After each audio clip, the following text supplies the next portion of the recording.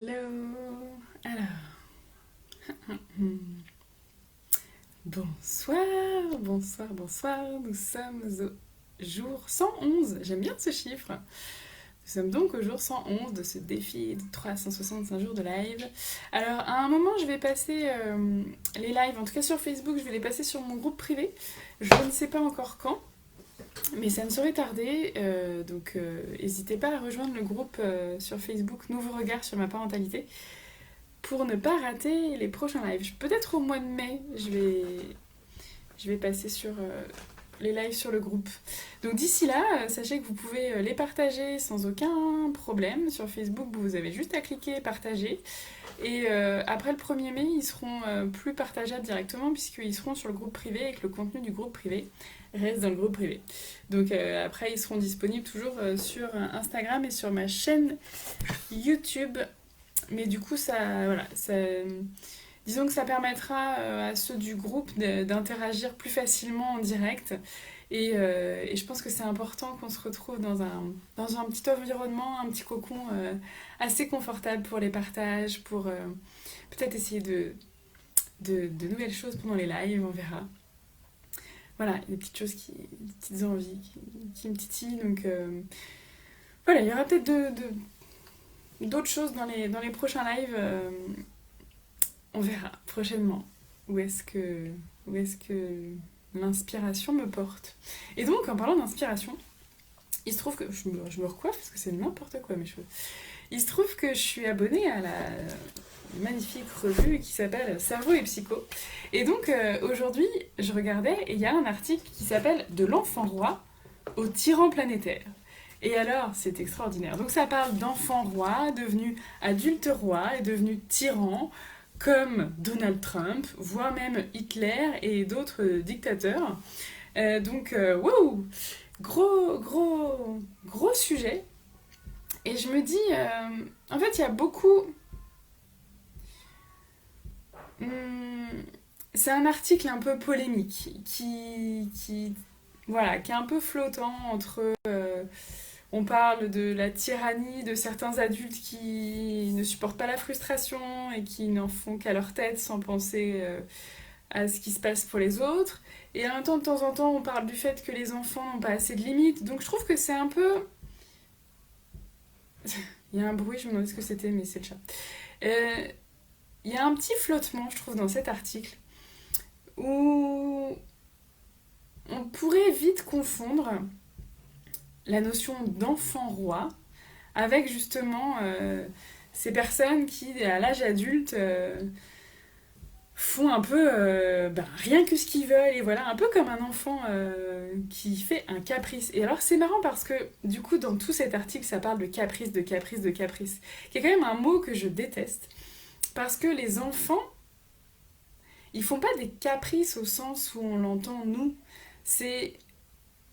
Enfin, disons qu'on a une vision assez horrible en fait du caprice de je fais exprès et en fait je vais me rouler par terre jusqu'à avoir ce que j'ai envie d'avoir. Donc quelque chose d'un peu manipulateur, un peu machiavélique quoi, vraiment. Et nos enfants ils sont pas là-dedans en fait. Enfin, il faut arrêter le délire quoi. Il y a un moment où nos enfants ils font pas des caprices. En fait, juste ils ont du mal avec la frustration. Donc oui, parfois, quand on leur dit non, ils se roulent par terre. Parfois, ils ont des réactions complètement démesurées. Mais c'est pas un caprice pour autant, c'est pas fait exprès. Ils se disent pas, tiens, allez, je vais le faire céder. Non, c'est juste que en fait, c'est leur façon de s'exprimer, quoi. Mais enfin voilà. Donc je trouve que le sujet est un peu flottant.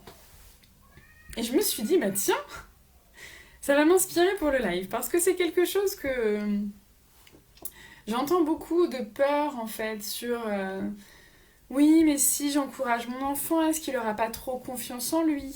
Est-ce que si je laisse trop de pouvoir personnel à mon enfant, est-ce que il aura pas trop peut-être que justement il aura pas il deviendra un enfant roi. Et alors c'est marrant parce que en fait, on a du coup cette image de la parentalité positive, de se dire, alors la parentalité positive, c'est je dis oui à tout ce que veut mon enfant, j'accède à toutes ses demandes, je ne pense qu'à lui, je fais en sorte d'exaucer tous ses désirs, tous ses vœux. Voilà, je le fais passer en priorité. C'est le point phare de ma vie, c'est le centre du monde, et voilà. Oui, alors, non, en fait. Il y a méprise un peu là-dessus, c'est que la parentalité positive, c'est pas ça. La parentalité positive, c'est mettre en place un environnement le plus favorable possible au développement de notre enfant. Donc, au lieu de dire je veux pas que tu fasses ça, c'est n'importe quoi ce que tu fais, ou t'es pas capable, ou t'es nul, ou tu me saoules, ou tu me fatigues, ça va être ok, comment je peux l'accompagner à avoir des comportements qui sont plus corrects, comment je peux l'accompagner pour comprendre ce qui se passe pour lui, comment vraiment je peux l'amener à développer son plein potentiel. Et en fait, ce qui se passe, c'est que souvent, les enfants qu'on appelle enfants rois, enfants tyrans, en fait, finalement, c'est des enfants qui manquent de repères, qui manquent de liens, qui manquent de contact, qui manquent de sécurité intérieure. Parce que quand, quand on nous dit oui à tout, en fait, on ne sait plus ce qu'on a le droit, ce qu'on n'a pas le droit de faire. Bien sûr qu'on a besoin d'un cadre, parce qu'en fait, on vit en société, on est des êtres civilisés, on vit les uns avec les autres, et donc il y a un cadre, il y a des lois qui structurent notre société, il y a un cadre dans nos interactions sociales, il y a, il y a de l'empathie aussi qui vient s'ajouter dedans, c'est-à-dire que quand on développe aussi notre empathie envers notre enfant, notre écoute de ses émotions, quand on met des mots sur ce qu'il vit et qu'on l'autorise à vivre ses émotions, en fait, il va aussi lui intégrer ça et pouvoir être dans l'empathie, dans l'écoute des émotions des autres. Et quand on est dans l'écoute des émotions des autres, on n'est pas dans l'enfant roi et dans l'enfant tyran, pas du tout, au contraire. Moi, ce que je vois chez mes enfants, chez les enfants de d'autres personnes que je connais qui sont dans la parentalité positive ou des clientes que j'accompagne, au contraire, c'est vraiment plutôt de développer ces compétences en fait sociales, émotionnelles, relationnelles et c'est pas du tout des enfants rois. Et ce que je vois en fait moi, finalement, c'est que souvent ce qu'on appelle les enfants rois, qui vont voilà, en demander trop, ils ont souvent aussi énormément un manque de confiance en eux. On me dit aussi parfois, oui, mais j'ai peur que si j'encourage trop mon enfant, voilà, si je lui dis trop des phrases positives, j'ai peur qu'il prenne trop confiance. J'adore, ça me rappelle mes frères, ouais, tu prends pas trop la confiance. Bah, en fait, je pense pas qu'on puisse avoir trop confiance en soi. Déjà, on n'a jamais confiance en soi à 100%. Quand on a confiance en soi et en ses capacités, on a aussi conscience de soi et de ses capacités. Moi, je vois mon fils, par exemple, il est extrêmement cascadeur, il est extrêmement casse-cou. Voilà. Pour le coup, il a confiance en ses compétences physiques et corporelles. Il est capable de faire plein de choses. Il est capable de faire des trucs sur son vélo, sur sa trottinette, sur ses rollers, que j'ai beaucoup de mal à moi saisir.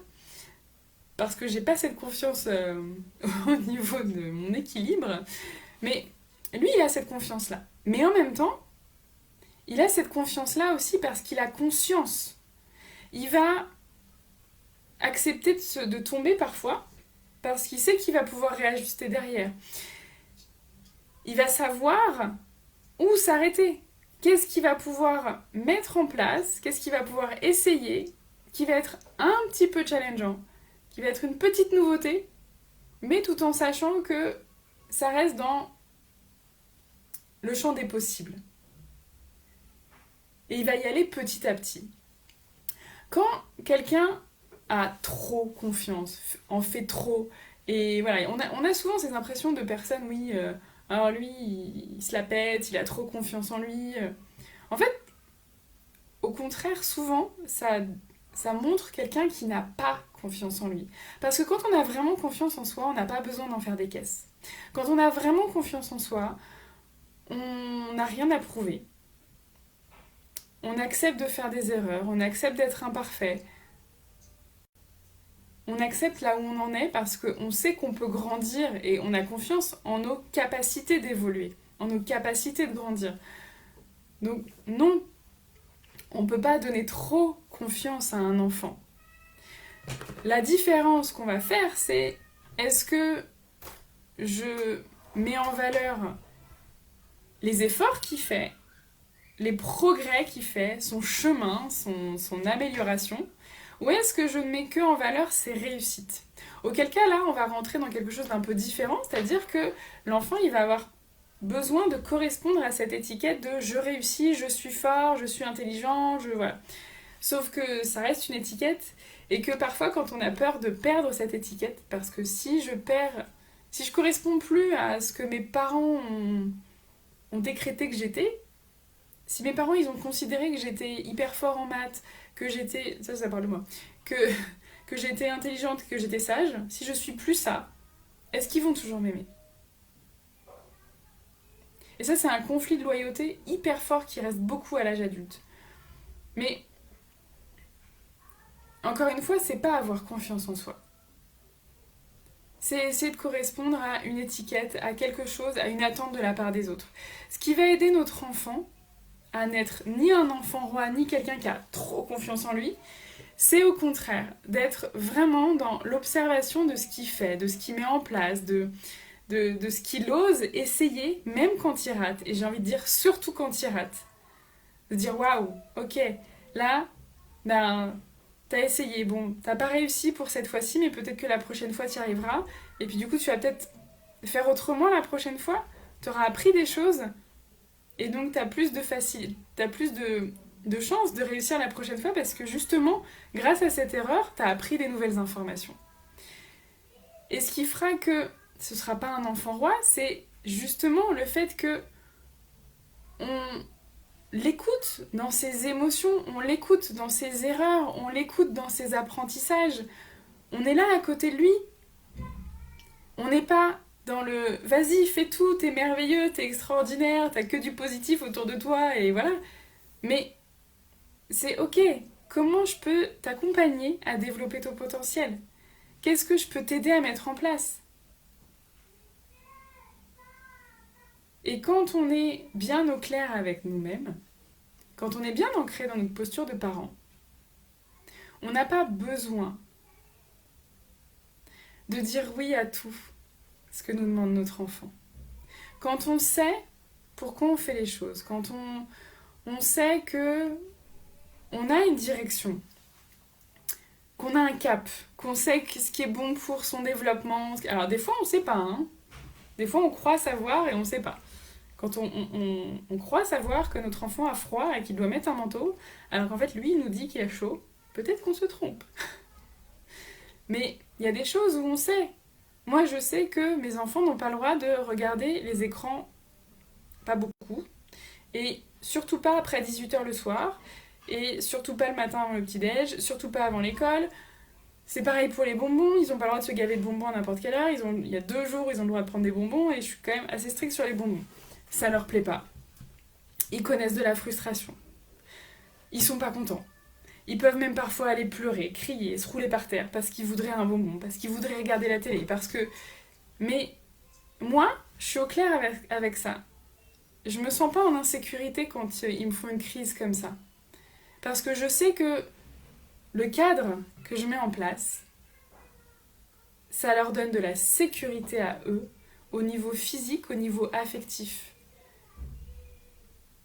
Il y a des règles dans notre famille, comme il y a des règles dans la société, comme il y a des règles de fait que parce que on n'est pas l'un plus haut que l'autre. Et c'est ça aussi qui est important si on veut que nos enfants soient respectueux des autres. Quel exemple, nous, on leur donne? Comment on les traite? Quand on est tout le temps en train d'imposer à nos enfants quelque chose, une façon de faire, une façon de dire, une façon de penser, on leur laisse pas leur place.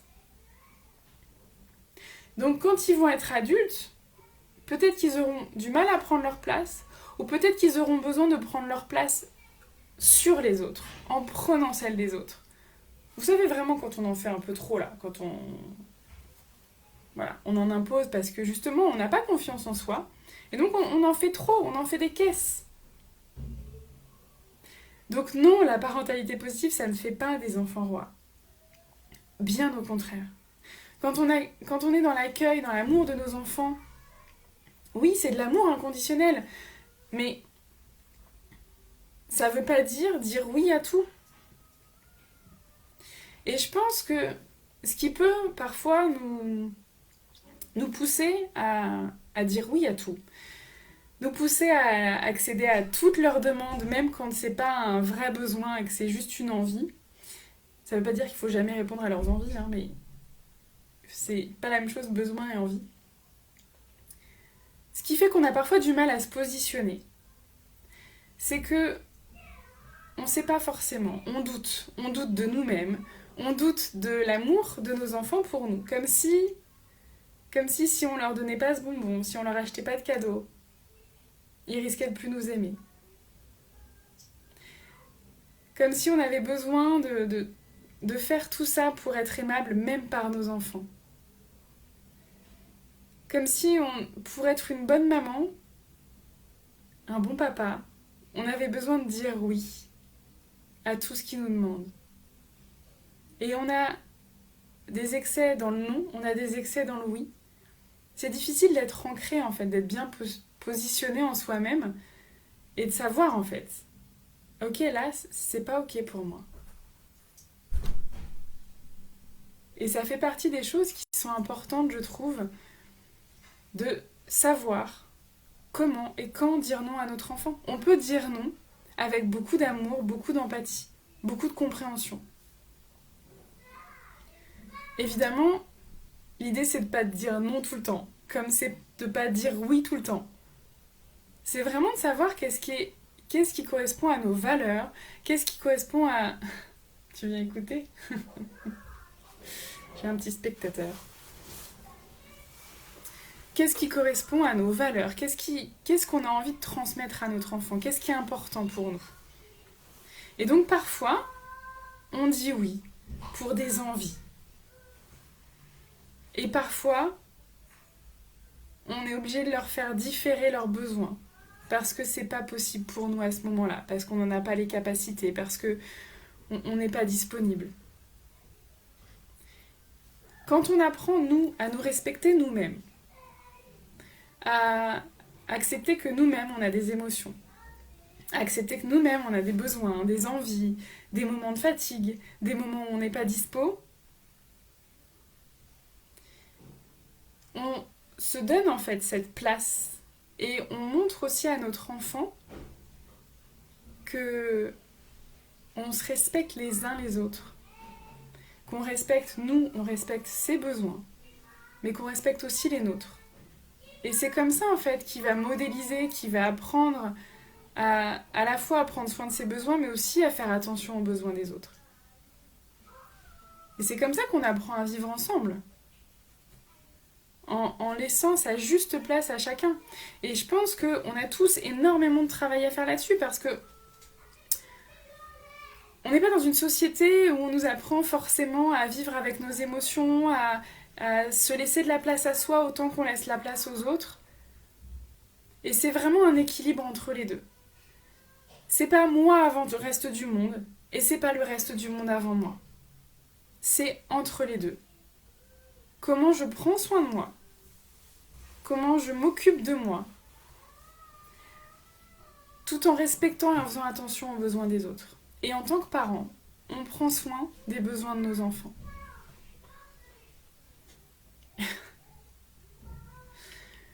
J'ai mon mari qui ferme la porte parce que les filles prennent leur bain et qu'elles chantent un petit peu. Mais je pense que c'est là la grande différence en fait entre ce qui va être un enfant roi, parce que oui, il y a certaines personnes qui confondent la parentalité positive avec un espèce de laxisme où on va dire oui à tout, où on va être aux ordres de l'enfant et où on va jamais essayer de jamais le frustrer parce que c'est trop difficile la frustration. Oui, c'est difficile la frustration. Et notre enfant sera confronté à la frustration, c'est sûr. On peut l'accompagner là-dedans. On n'est pas obligé de générer de la frustration exprès en se disant il faut qu'il apprenne, parce que la frustration elle est inhérente à la vie. On a tous à un moment de la frustration. Donc on peut être là à côté de lui et lui dire ok, je comprends, c'est dur, t'avais envie de faire ça et c'est pas possible. T'as le droit d'être en colère, t'as le droit d'être frustré, t'as le droit de pas aimer ce qui se passe. Et je suis là avec toi si tu veux. Si tu veux, on peut aller crier dehors pour dire que c'est pas juste. On peut aller jeter des coussins dans tous les sens. On peut aller... qu'est-ce qu'on peut faire? Déchirer du papier pour sortir cette frustration et la gérer mieux, bien sûr. Mais ce qui fait que notre enfant sera pas un enfant roi, c'est justement qu'on est OK avec nous-mêmes, qu'on est au clair avec nos propres besoins et avec le fait de parfois dire oui et parfois dire non. Et que c'est pas tout l'un ou tout l'autre. Et qu'on vit les uns avec les autres, qu'il y a forcément un cadre à respecter, qu'il y a forcément un moment où on est en conflit de besoins et on peut trouver ensemble des solutions pour que ça convienne à tous. Enfin, trouver des solutions qui conviennent à tous. Que ce soit pas forcément un qui gagne et l'autre qui perd. Ça nécessite du travail, ça nécessite de mettre des choses en place, ça nécessite aussi de se donner cette place. Mais c'est quelque chose de possible et de profondément porteur pour nos enfants. Parce que eux, ils apprennent beaucoup plus vite que nous. Eux, ils n'ont pas à déconstruire tout ce que nous, on a vécu, en fait.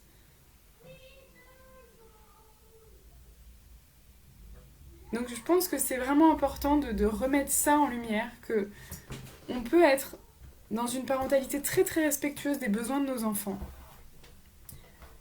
Et en même temps, faire attention à nos propres besoins, ne pas s'oublier, et avoir une dynamique en fait qui fait que on respecte les besoins de chacun.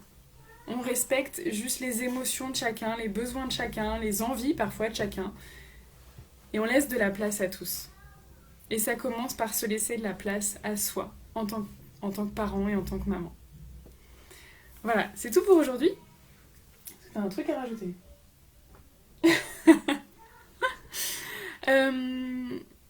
Mardi, je ferai un live avec Baya Bedjawi, qui est donc coach consultante en éducation, qui s'intéresse pas mal aux enfants à haut potentiel. Bon, j'espère que le chat ne participera pas au live mardi. Et donc ce sera très intéressant, je vous invite vraiment à vous connecter mardi pour suivre ça. Il me semble que c'est à... Je sais plus si c'est 13h30 ou 14h, je suis quand même pas hyper au taquet sur mes lives, mais voilà. Ah, attaque de chat, bon. Voilà, c'est tout pour ce soir. Je vous souhaite une très belle soirée et je vous dis à très bientôt. Ciao.